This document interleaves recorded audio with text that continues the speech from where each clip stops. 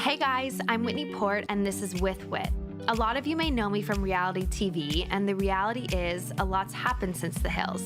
With Whit is dedicated to having real, raw, and occasionally ridiculous conversations with the people who have had a profound impact on me. Life-changing moments, life-changing people. Because on With Whit, very little is off limits.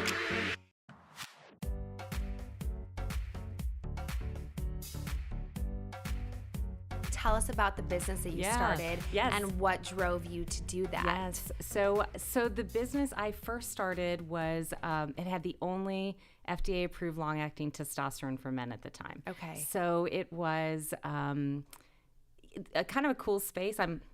Why am I in sex? I like to say I'm Irish Catholic, right. Like, of course. Well, that's what I was going to ask. Like, what is the personal connection? Right. Were people not talking about it when you were young? And so as an adult, you were like, this is so interesting because this has been this taboo topic? I'll tell you the truth of it is it's such a cool space in medicine because it's still relatively young, like in terms of all the discovery and everything else. So it's a very cool, innovative space anyway. Yeah. And for me, it was, I think when everybody else is running away from something, it's typically my signal to run in. I'll take it on because I don't have that same, I think, risk sensitivity, probably because of my childhood. So that was really the clean slate. My company's name was Truly Slate. I was going to go out, like here I was in all of these environments, even small ones, and I was uninspired. I was going to do well. I was achievement oriented, but I thought, well, there's got to be a lot of other people like me. What if I just put us all together in a room, did it on our own terms? What would we accomplish? And in 4 years with that company, we were the second most prescribed testosterone among urologists. It was a rocket ship. Wow. And it was so much just about the culture of the company that was fundamentally different than our industry. So I loved this industry for what it can do. I hated how it got it done. Right. And that was like, I'm going to do it differently. We're going to show up differently. And when I was there building this company for men, that's when I got a beat on the science for women. Okay. So I'm inside of Slate, building this great and profitable company. And lo and behold, there are at the time 25 FDA-approved drugs for some form of male sexual dysfunction. Not a single one for women. That's so crazy. Are you kidding me? Yeah. So like, I'm not talking that long ago. Right. Like, there's nothing for women, even though we know the incidence of things biologically going wrong in the bedroom for women is the same as men. Like, are you kidding? So I was a spectator to this science and then made this radical decision. I'm going to take this profitable company in men, sell it, turn around to my shareholders who are looking at me like, wait a minute. And I said, give me some of that money back. We're going again. And we're going to break through with the first ever for women. Did you have proof that this could work before you did that? Yes. I mean, if I were an investor or a shareholder, I'd be like, I need to see some proof course. that this could happen. So what was happening is this German company had discovered the science. And, in medicine, one of the biggest breakthroughs in the last 10, 20 years is brain scan imaging.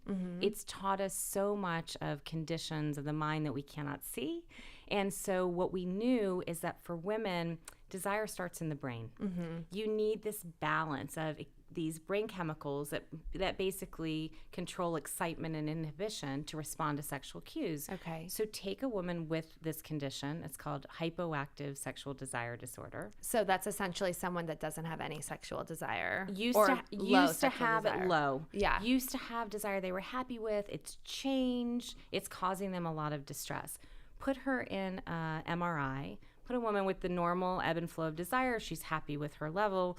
Put them both in, expose them to some kind of erotic cues. Their brains light up totally differently. Interesting. And I'm building this male company, and I'm watching this science emerge for women. And I'm watching all these big companies who have this extraordinary market potential here, just based on the prevalence, walk away. And that was really the decision to sell it off. There aren't a lot of women that run, unfortunately, healthcare companies, 3%. Right. Interesting. And so I spent a year actually inside of my mail company just talking to women who were dealing with this.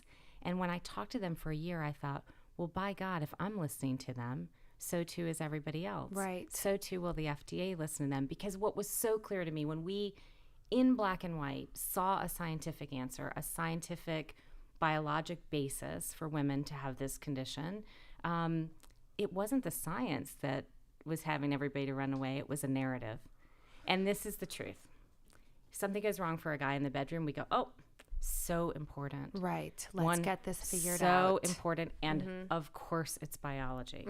Something goes wrong for women. We're like, well, does it really matter if she has more sex? And you know, she should just have a bubble bath. Right. She should just Truly. relax. Right. That is the She's just feedback. having a bad day. And I'm listening to this story after story after story of women struggling with this, losing their marriages over it, losing their sense of self over it. Right. I'm seeing these brain scan images.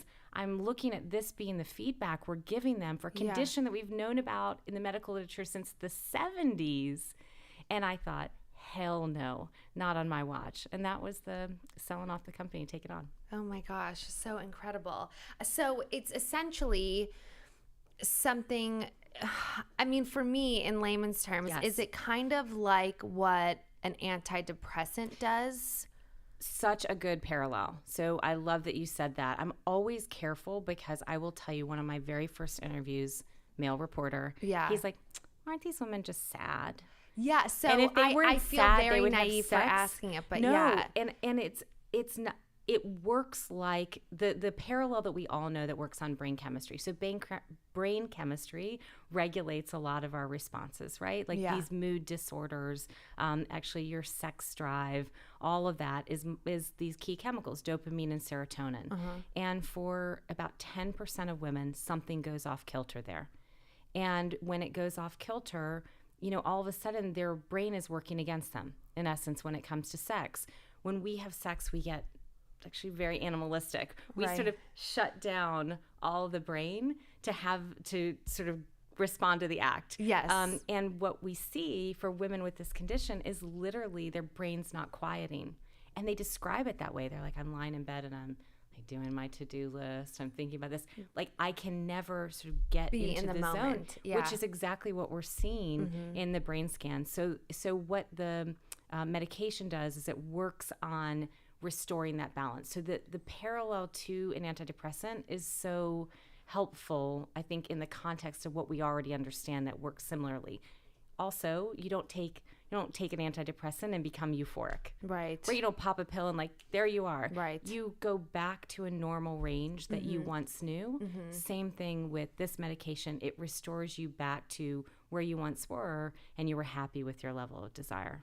It's just so crazy to me that I've obviously heard of Viagra, but that until I met you that I hadn't heard of this, and that it's something that women don't really talk about, but that I'm sure many people are actually taking because women tend to feel like shameful about this kind of thing. They feel like there must be something wrong with them if they're feeling this way. And it's the same kind of narrative I feel like as miscarriage. I unfortunately suffered a miscarriage beginning of July, and it's one of those things where your brain goes to like, what did I do wrong? Right. Like, what do I have to do next time in order for this not to happen?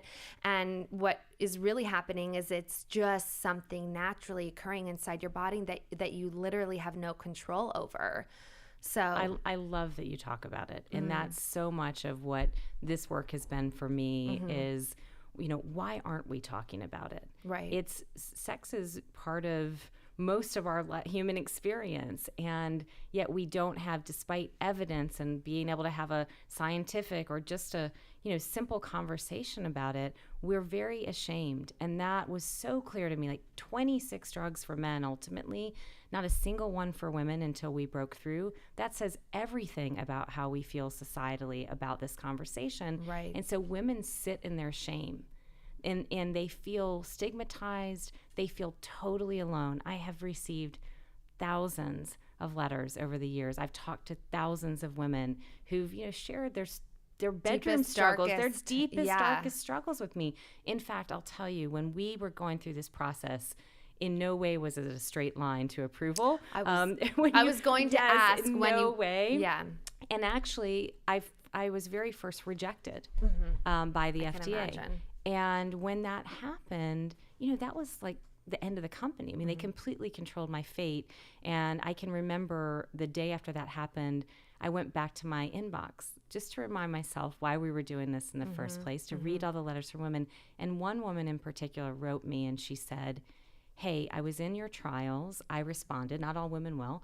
I was in your trials, and she said, I want to talk to you. And I went to meet her for coffee. And she walked in the room, and like I could see her coming across the room. She was type A, like these classic for this condition, like type A, in charge, coming across the room, ran her own company, showing me pictures of her beautiful boys she's raised. She has a wonderful husband she adores. And what she said to me struck me so much. She said, I have succeeded in every aspect of my life other than this.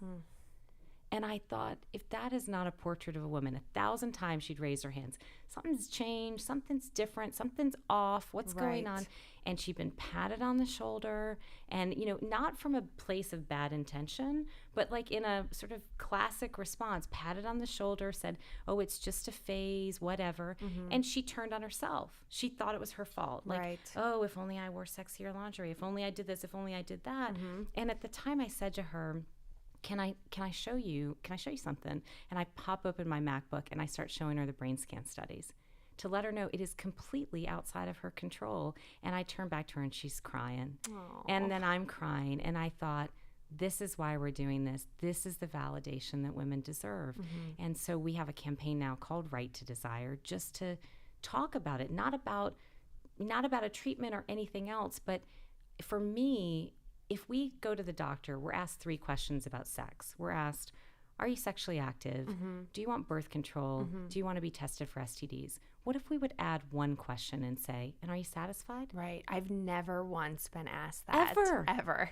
So that's something that we're working on with the medical community. Add one question, because if you would ask that question, you would give permission to talk about sex in such a different and honest way. Right. You know, society, it's hypersexualized, like sensationalized, you know, objectified potentially, or it's totally taboo. And off limits. Yeah. We exist in the middle in this real human experience, and yet we're not talking about it. And we're certainly not talking about it when we're struggling with it. That's for sure.